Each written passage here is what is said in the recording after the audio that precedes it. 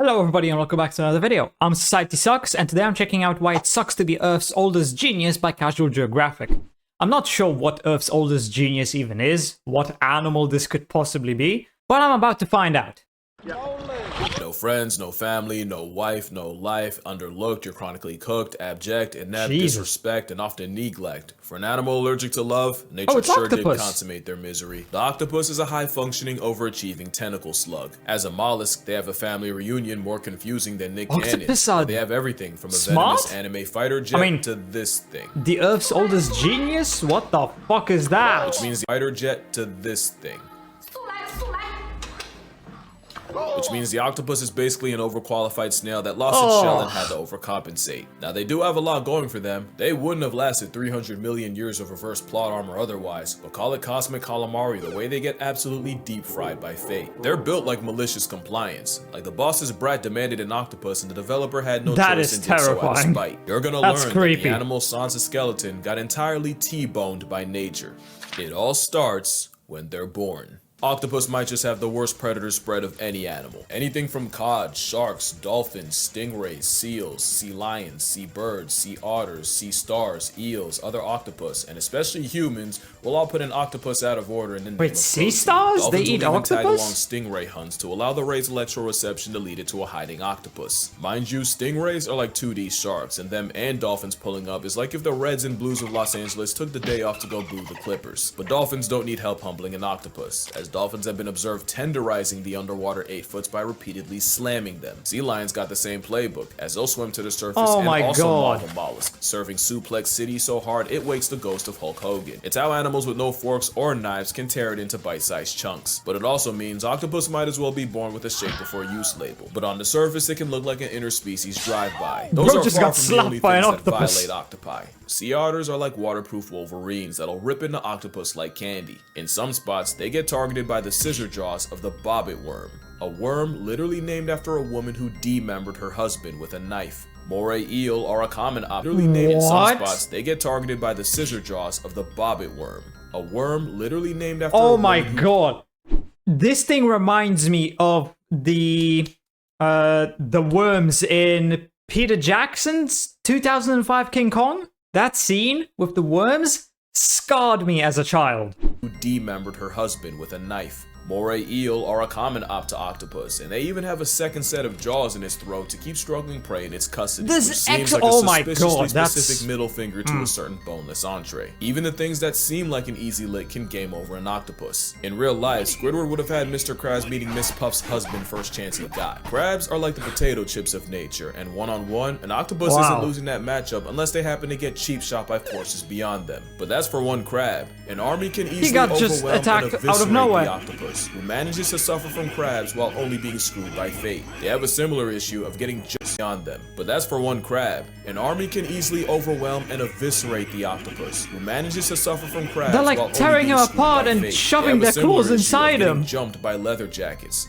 And I don't mean a bite gang, I mean literal fish eating it alive. Some octopus will try their luck against an unassuming shrimp it's a mantis until they get served an appetite suppressant in the form of a bullet fist. It's so bad, it's confirmed octopus have night terrors about being eaten, with some filmed going from deep sleep to suddenly thrashing and inking themselves. And if PTSD ain't bad enough, octopus can OD on that same ink. I was not kidding about malicious design. Imagine your biggest hater being your own creator, because the octopus seems to be at war with its own anatomy. Let's count the ways. Octopus will use these things able to survive? Escape, but if they can escape their own bomb, they'll suffocate and meet Nemo's mom. Self-toxic ink is just where it starts. Octopus got no bones, no armor, no nails, just a massive chewy gelatinous protein. They do have a powerful bird-like beak, but a hitbox that small and a hurtbox the size of Madison Square Garden is deplorable design, and their build means virtually any shot you take is a headshot. Another thing is, octopus have 3 hearts. When their body is 90% head, obviously every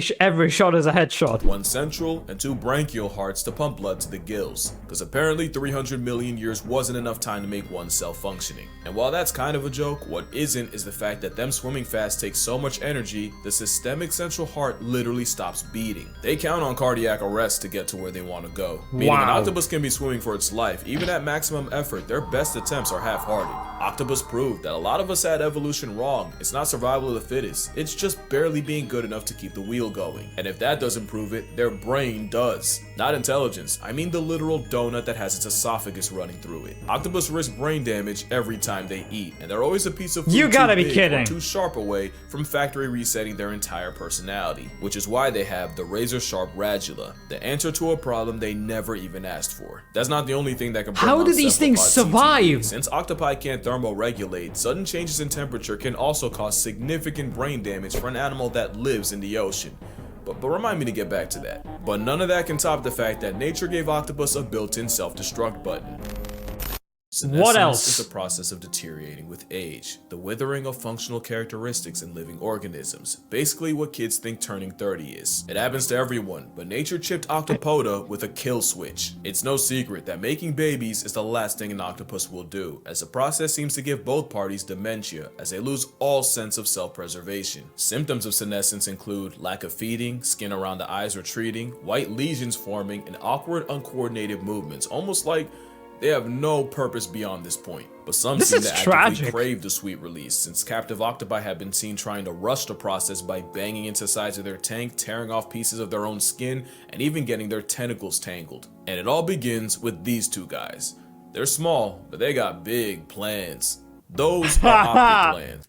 I know that reference. And they're the double agents that lie dormant between the brain and optic lobe until they get active, usually around the same time the octopi do, and it's believed this triggers them to produce more steroids and boost cholesterol. Specifically, scientists saw more activity in the genes that produce neurotransmitters called catecholamines, along with steroids that help metabolize cholesterol. What does that all mean to you? Well, catecholamines are hormones like your epinephrine and dopamine, basically the fuel to your fight or flight, and in octopus, their job is to redirect energy away from eating and, keeping themselves alive and put it all into raising their own, especially since that same optic gland will also secrete stuff to turn off digestion, which is why they starve to death. Not only that, but neuropeptides are what causes appetite and hunger, and they get turned off too. Yeah, they put the op in optic. It's a gland, but that optic got a lot of nerve, because in 1977 in Brandeis University, psychologist Jerome Wodinsky removed the optic gland from a mother 2 spot, and the outcome was they abandoned their eggs, continued feeding, and lived longer. It's literal predetermined self-destruction, and it's the worst kind. The Australian Anti-Kindness has a similar fate, since males will mate themselves to death, and an increase of steroid hormones in the blood is how the kamikazes can go all out. Those same steroids also nerf the immune system and eventually cause a total body shutdown as they get poisoned by their own supply. But at least when that happens, they've mated with as many females as possible. The octopus is very much one and Their done, job's done. That's why it's survival of just being good enough. You can end up lobotomized by your own dental. As long as it happens after you breed, that's strictly a you problem. And evolution can't save you from one of the most toxic relationships underwater as long as it ends with children. Yes, worse than the anglerfish. First of all, they barely tolerate each other. Lady octopus will respond to male harassment by chucking shells like it's Mario Kart. Just when the male thinks he's in the lead, there's a blue shell for his blue balls. It doesn't get much better if Squidward succeeds, since many males are dwarfed by their mates and run the very real risk No wonder of being Squidward was cannibalized, single. leading to some very questionable mating methods. The blue-lined octopus will inject his mate with a venom while on top, a venom called tetrodotoxin, arguably the most potent neurotoxin out there. It obviously doesn't kill her, but it does make the female angry enough to yeet the male off her back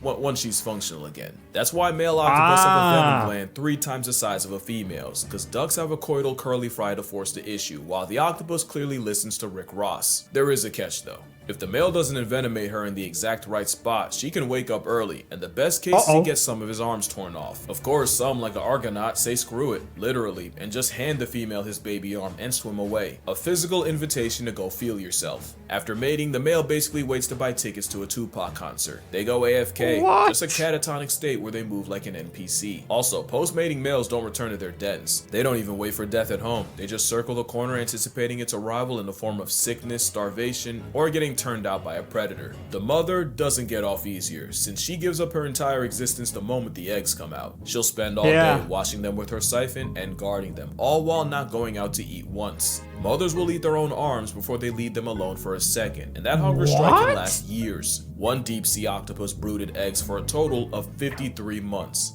just under 4.5 years. It was by far the longest brooding Why that period long? of any animal, and she even turned down crabs offered to her by researchers. Like all octopus, once the eggs hatch, the babies swim to the surface and spend their early days drifting the current. And if motherhood doesn't murk her, the she-puss just waits for something like a pack of starfish to put her in her place.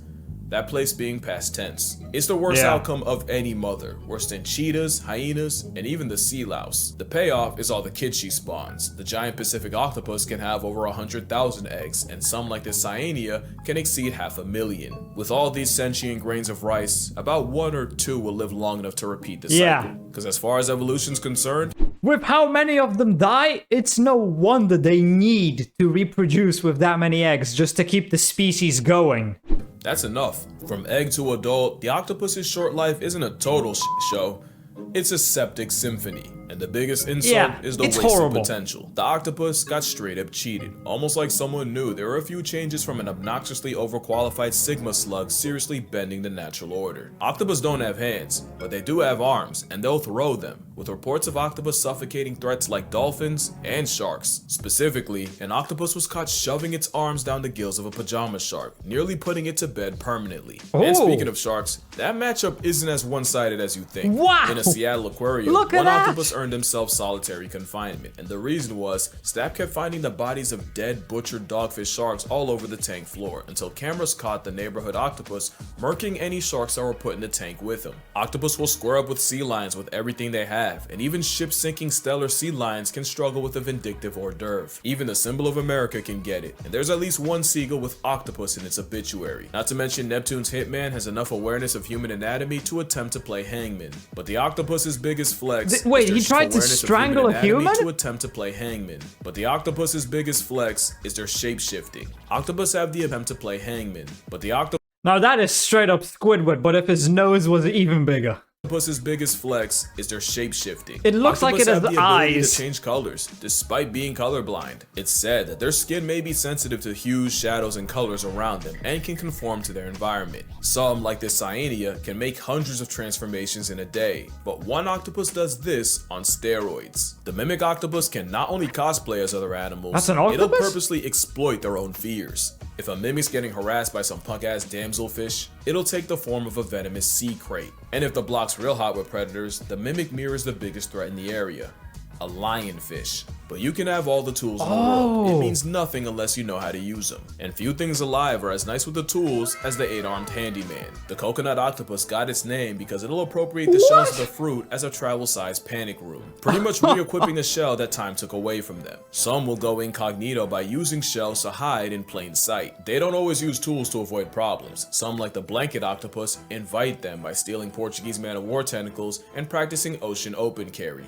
And as predators, some have learned to drill holes and prey in the exact spot needed to neutralize them. They say octopus have the intelligence of a 3-year-old, yet man's moving like a pre-med major. And it's probably because octopus don't have one brain, they have 9. Each arm basically has a mind of its own, meaning 2/3 of its own cognition lies outside its own head, with over 2,000 suckers that all move independently. 8 arms that can independently learn more about the world around them. A cornucopia of why are you sticking your finger in there? Borderline hive mind. Y'all forgot about that temperature problem, right? Well, octopus can edit their own RNA based on how hot or cold the water around them is. It's basically a built-in thermostat that protects them from breaking their brains. All that brain power is how a snail's uncle is smart enough to solve problems, and in some cases become one. Some octopus have learned not only when and where crabbers will show up, they'll time it just right to where they'll swipe the crab from the trap, disrespect Steve, his name's Steve's, entire livelihood, and vanish, leaving behind corpses. Octopus can also tell people apart, and sometimes they'll end up having beef with one in particular, and will squirt that them, thing and just Octopus can also squirt tell at people him. apart, and sometimes they'll end up having beef with one in particular, and will squirt them and only them.